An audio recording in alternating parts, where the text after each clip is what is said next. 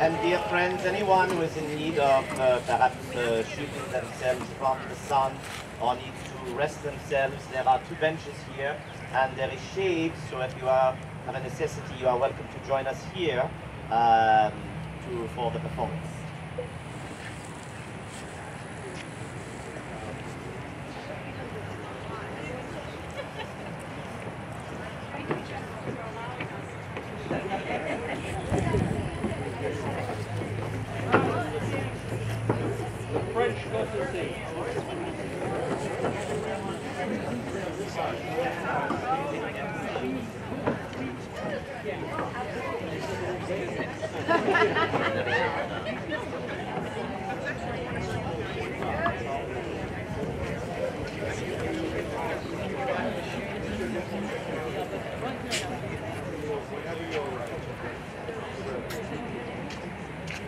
Can everyone hear me?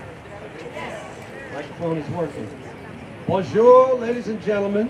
My name is Armand du Plantier, and welcome to my home. Thank you for coming. I have had the pleasure of residing here as a result of my marriage in 1802 to the widow Constance Rochon Joyce, whose first husband, John Joyce, had been the original owner of Magnolia Mound. Together we had 5 children together and have enjoyed a great life here. I first came to America in 1778 with the Foix Regiment as a French cavalry officer to serve in the cause of the American Revolution under the Marquis de Lafayette. During that time I served as Lafayette's aide-de-camp, as a result of which service we have maintained a lifelong friendship. In 1780, I was mustered out of military service and came to Louisiana in 1781 at the invitation of my uncle, Paul Trinidad, who owned land in Pointe-Coupé, just across the river and a little north of here, because he was interested in arranging a marriage between myself and his stepdaughter, a lovely young lady named Marie-Augustine Girard. His efforts at matchmaking were successful, and Madame Girard and I were married in July of that year and had 8 children. After my first wife died and I moved here, my friendship with General Lafayette continued after the American Revolution. And when the American government granted lands in Louisiana to Lafayette in 1803 in recognition of his service during the American Revolution, I had the honor of being named as his agent in acquiring them. Much correspondence was exchanged between Presidents Jefferson and Madison and myself, as well as with General Lafayette, in regard to this land. When General Lafayette's 1824 and 1825 trip to America was planned, I further had the honor of being appointed by the government of Louisiana as head of the Louisiana delegation to host him on his visit to Louisiana. Along with the rest of the Louisiana delegation, I traveled to Mobile, Alabama, to receive Lafayette and bring him here. From Mobile, we sailed up the mouth of the Mississippi River to visit the battlefield of Chalmette, where I know many of you were present yesterday. That was, of course, the scene of the great American victory over the British in the War of 1812. I remained with my old general throughout his 5-day visit to New Orleans, and now we're here at Baton Rouge, where sadly I will take my leave from him for the last time after he leaves here. So, before I introduce General Lafayette, I would like to step out of character for just a minute and point out that it is not a documented historical fact that General Lafayette, in fact, visited Magnolia Mound, because there is no documentation of such a visit, despite the fact that there is documentation, of course, of General Lafayette's visit to Baton Rouge. However, there are many of us, particularly among Armand du Plantier's descendants, who are firmly convinced that it was far more likely than not that such a visit probably occurred at least briefly.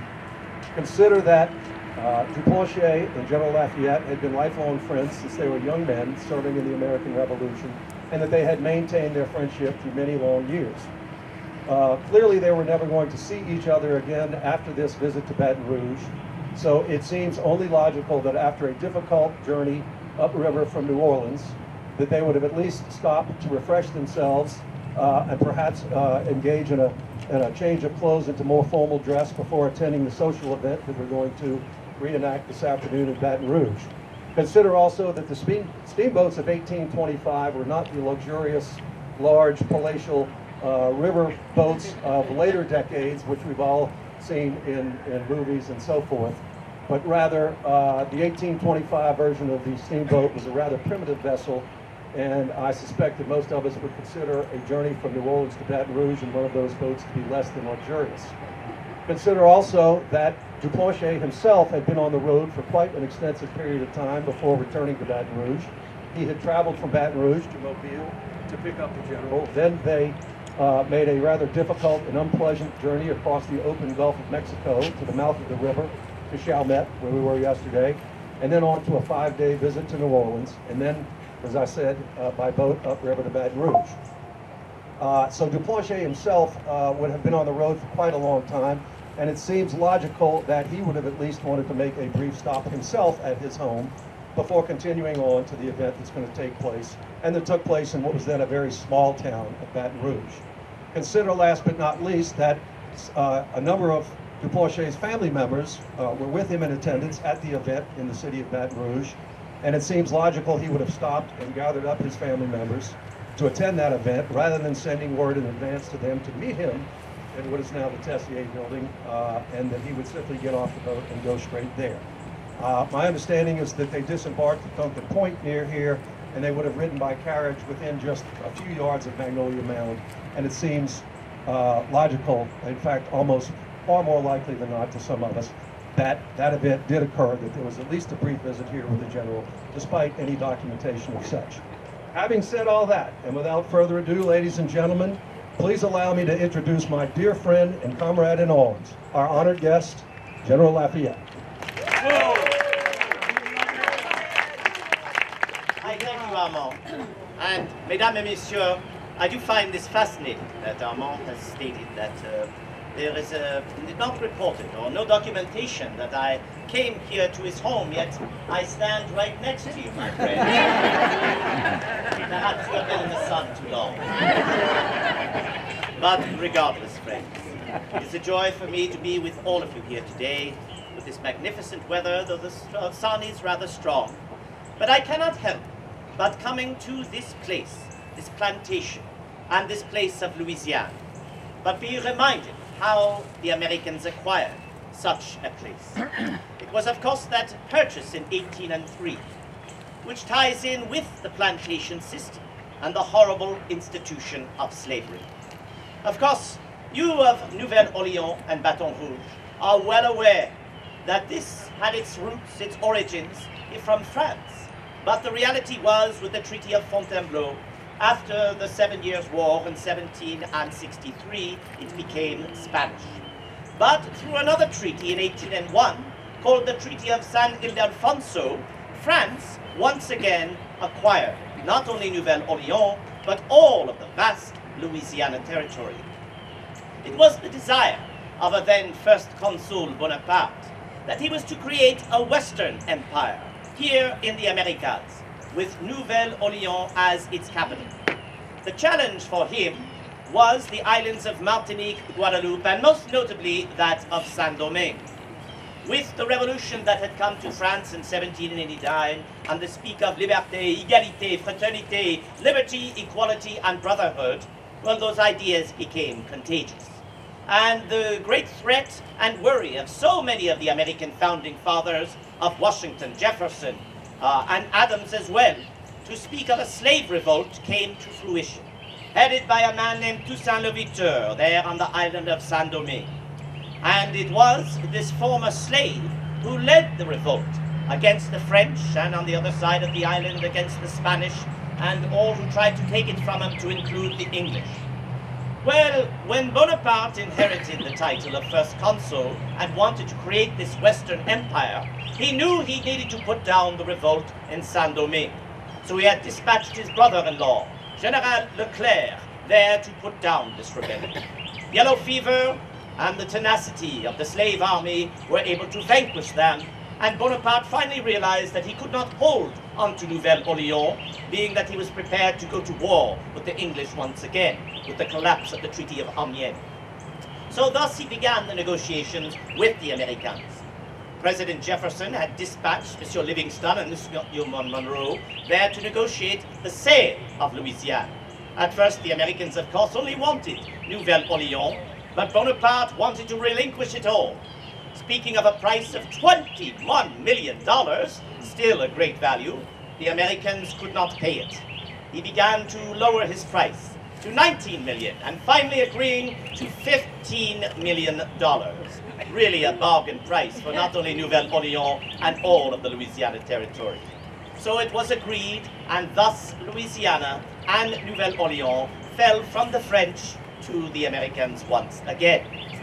Now, though you had acquired this great place, you had to pay for it. And interesting enough, the American Treasury only had $9 million.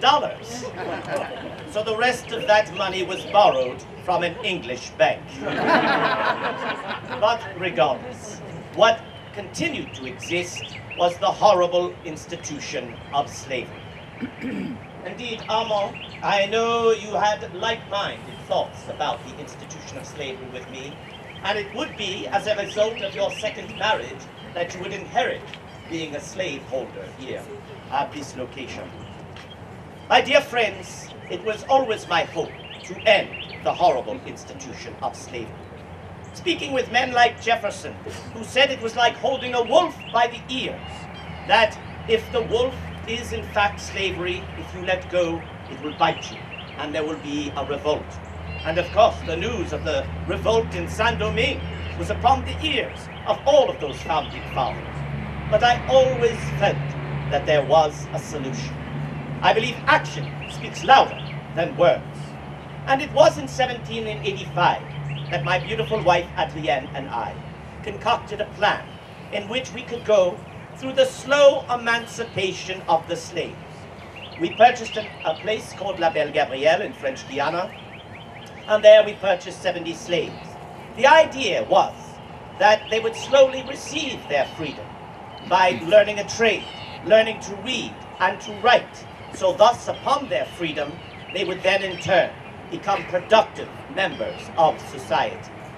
Alas, the French Revolution would come, and I could not devote my attention to this endeavor. So I never knew if it was going to succeed or not, but I was always hopeful. Of course, in the Kingdom of France, when it became the Republic of France, there was an emancipation of the slaves in 1794, only to return, as I mentioned, with Bonaparte in 1802, only to be released again in 1815. Dear friends, this great nation of the United States of America has endured so much. 2 great wars. It has grown from 13 to 24 United States, yet your revolution is still incomplete. Let us make action speak louder than words. Let us not speak of holding the wolf by the ears, but rather let us endeavor to let all who live within this United States be welcome under the flag of America, despite the color of their skin, who their parents are, or how much money they have within their pockets. Once again, dear friends, had I known I was founding a nation of slavery, I would have never come.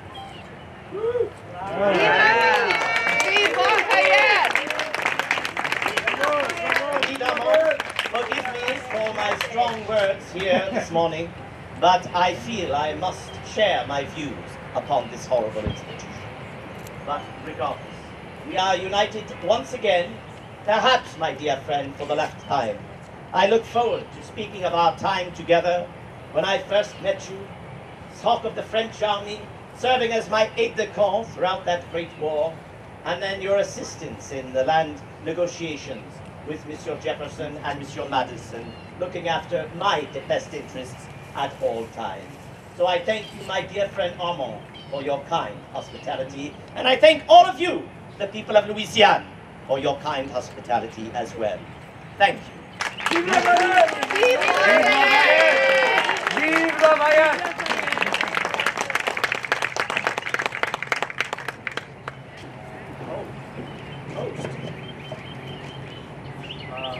Unfortunately, my toast did not make it with me. However, Armand, you are always good at giving toasts. to eternal friendship between the United States of America and the nation of France, I raise a toast. Here! To my dear friend General Lafayette, I raise a toast. Here! to all of you here today and all of the great people of Louisiana and the United States of America, I toast again. Cheers! Thank you. Merci. General. Now,